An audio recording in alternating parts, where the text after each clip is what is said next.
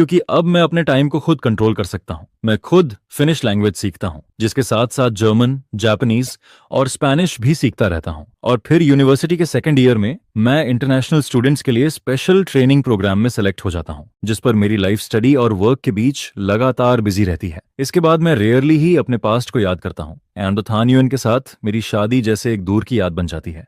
और यहाँ इस जगह पर मैं सिर्फ खुद होता हूँ, एक कंप्लीटली इंडिपेंडेंट इंडिविजुअल। फिर फिनलैंड में 5वें साल में मैं सक्सेसफुली एम्बेसी में जाती है और उसकी नजर डेस्क पर रखी 3 लोगों की फैमिली फोटो पर जाती है, जहां वो उसकी तस्वीर को हल्के से छूती है और धीरे से कहती है कि वो गलतफहमी जरूर खत्म करेगी और उसे वापस अपने पास लाएगी। दूसरी तरफ मैं कभी ये जानने की कोशिश नहीं करता कि तो थन ओयन और को नियम थान अब कैसे हैं, क्योंकि मेरे हिसाब से शायद उन्हें वो हस्बैंड और फादर मिल गया होगा जो वो चाहते थे। इसके बाद मेरी daily life international conferences attend करने और डॉक्यूमेंट्स ट्रांसलेट करने में गुजरती है, और मेरी लाइफ बिजी होने के साथ साथ स्टेबल भी रहती है। फिर एक दिन मेरे लीडर मुझे चाइनीज लैंग्वेज में एक न्यू एनर्जी प्रोजेक्ट फाइल देता है और वो फाइल मेरे सामने रखते हुए कहता है कि यंटू, हमारे डिपार्टमेंट में तुम्हारी वर्किंग एबिलिटी सबसे बेस्ट है और ये project Finland trade promotion bureau के लिए बहुत इंपॉर्टेंट है, इसलिए तुम इसे जल्दी कंप्लीट करो। जिस पर मैं थिक प्रोजेक्ट फाइल को देखकर कॉन्फिडेंट स्माइल करता हूं और कहता हूं कि सर आप टेंशन मत लीजिए, मैं इसे जरूर कंप्लीट कर दूंगा। लेकिन जैसे ही मैं फाइल खोलता हूं